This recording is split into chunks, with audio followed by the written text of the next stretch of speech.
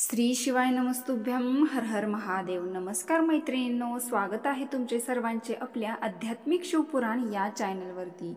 देवादिदेव महादेव म्हणजेच नाथांचे नाथ भोलेनाथ यांच्या कृपेने तुमच्या सर्व चांगल्या इच्छा पूर्ण होत. चला तर मग आपल्या आजच्या नवीन व्हिडिओला सुरुवात करूयात. मैत्रिणींनो, आज आपण भगवान भोलेनाथ कुणाचे ध्यान करतात, एवढे कुणाच्या ध्यानात मग्न असतात, ध्यान केल्याने काय प्राप्त होते, आज छोट्याशा कथेतून तेच पाहणार आहोत आणि काही प्रभावशाली उपायही पाहणार आहोत. तर मैत्रिणींनो, महादेवांना ब्रह्मा विष्णू महेश या तिन्ही देवामध्ये सर्व आदिशक्ती महाशक्ती तसेच शक्तिशाली मानले जाते.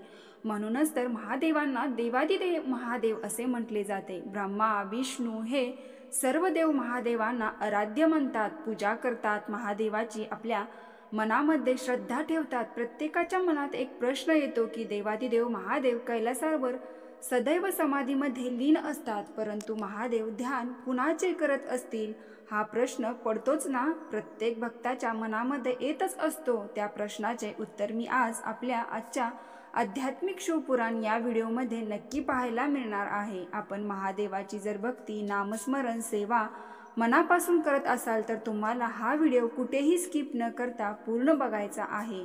देवादिदेव महादेव कैलासावर सदैव ध्यानामध्ये लीन असतात. त्यावेळेस ते आपल्या आराध्य देवताचे ध्यान करतात. याचे विशेष असे पद्मपुराणात उत्तरखंडात वर्णन केलेले आहे.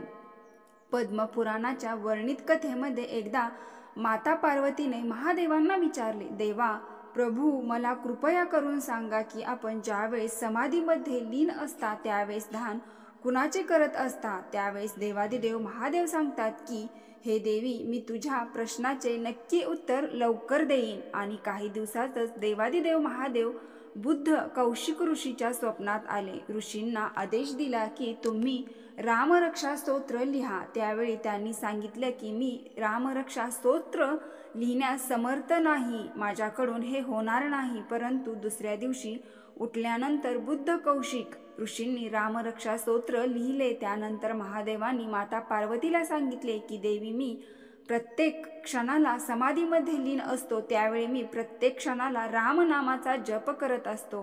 हे ऐकून माता पार्वतीने विचारले की प्रभू, राम तर विष्णूचा अवतार आहे, तुम्ही तर विष्णूचं जप न करता रामनामाचा जप करत आहात. त्यावेळेस देवादिदेव महादेवांनी सांगितले, हे देवी, मी रामनामाचा जप का करतो, कसा करतो, तर देवी तू ऐक. जसा की तहानलेला मनुष्य पाण्याची वाट पाहत असतो, तशा प्रकारे मी व्याकुळ होऊन विष्णू रूपाचं रामनामाचे स्मरण करत असतो. जसं की थंडीमध्ये अग्नी स्मरण होत असते व्यक्तीला, एवढेच नाही तर अखंड देवता इतर ऋषीमुनी प्रत्येक वेळी भगवान विष्णू यांच्या चिंतन करत असतात. जसे की पतिव्रता नारी महिला आपल्या पतीचे चिंतन करते, ती वाट पाहत असते.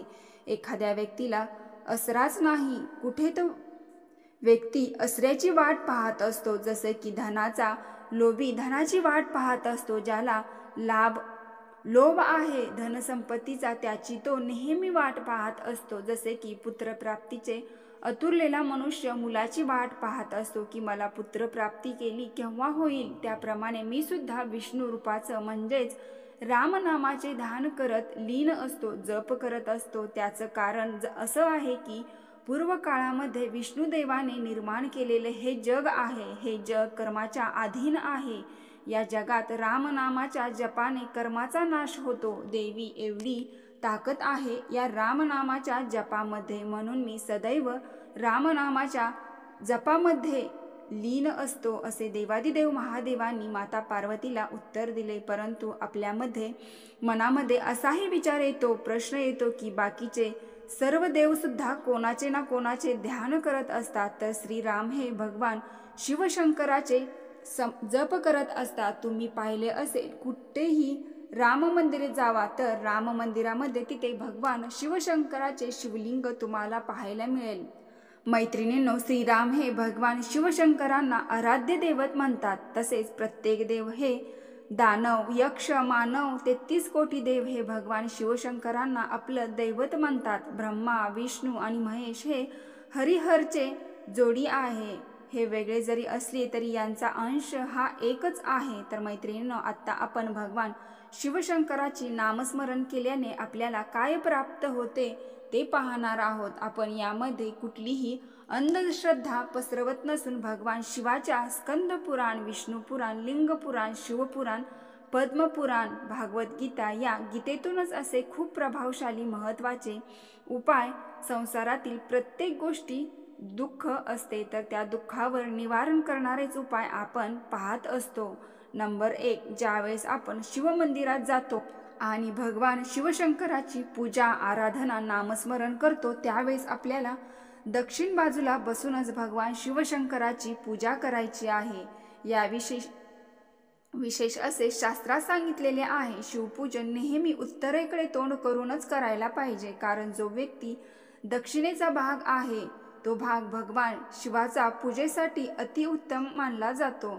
शिवमहापुराण कथेत, स्कंद पुराण कथेत असे म्हटले आहे की प्रत्येक शिवभक्ताने आपल्या कपाळाला भस्म लावूनच पूजा करावी आणि आपल्याकडे रुद्राक्ष असेल तर रुद्राक्षाचे माळ धारण केल्याने 21,600 जप केल्याचे पुण्य प्राप्त होते. याने भगवान शिवाच्या प्रसन्नतेसाठी अशा पद्धतीने आपल्याला पूजा करायची आहे. नंबर 2, ज्यावेळेस तुम्ही शिवमंदिरात भगवान शिवाची पूजा करण्यासाठी जाता त्यावेळेस तुमच्याकडे या वस्तू हव्यात, तर ती पूजा तुमची मानली जाते. तर बेलपत्र आपण भगवान शिवाची पूजा करताना बिना बेलपत्राचे कधीही जाऊ नये. बेलपत्र नसेल तर शिवलिंगावरील बेलपत्र घेऊन स्वच्छ धुवून मग भगवान शिवाला समर्पित करावे. चातुर्मासामध्ये भगवान श्री हरी विष्णूला तुळशीपत्र जसं समर्पित केले जाते आणि भगवान भोलेनाथाला बेलपत्र श्रावण महिन्यात समर्पित केले जाते, तर तुळशीपत्र आणि बेलपत्र सुवर्ण मोला इतकेच महत्त्वाचे आहे. त्यामुळे भगवान शिवाच्या पूजेमध्ये बेलपत्र हे पाहिजेच. नंबर 3, ज्यावेळेस आपण भगवान शिवाची पूजा करण्यासाठी जाणार आहात तर आपल्याला आपल्या घरूनच तांब्याच्या कलशामध्ये जल घेऊन जायचे आहे. जसे तुम्ही तुमच्या घरून जल घेऊन जाता त्यावेळेस तुम्हाला त्या जलाचे फळ, गंगा नदीचे दर्शन केल्याचे फळ प्राप्त होते. तुम्हाला त्या जलामध्ये तीळ टाकून जल समर्पित केले तरीही चालते. भगवान शिवाला जल समर्पित करताना ती धार खंड न पडता समर्पित केले तर अति प्रिय मानले जाते. नंबर 4, श्रावण महिन्यातील शिवपुराणात विशेष असा नियम सांगितला आहे की 2 लोटा जलामध्ये देवादिदेव महादेवाच्या शिवलिंगावर समर्पित करताना दोन्ही लोट्याने धार खंड न होता दोन्ही लोट्यातील एक साथ प्रथम शिवलिंगाच्या दोन्ही लोट्यातील एक साथ समर्पित करावे. श्रावण महिन्यामध्ये सलग 7 दिवस किंवा 1 महिना दररोज 2 लोटा जल अर्पण केले तर देवादिदेव महादेव यांच्या कृपेने 3-4 महिन्यामध्ये तुम्हाला कितीही मोठं संकट, दुःख असेल तर त्यातून तुम्हाला नक्की मार्ग निघतात. चांगल्या मार्गाकडे देव आपल्याला वळवतो. नंबर 5, चंदन सुद्धा भगवान शिवाला अतिप्रिय आहे.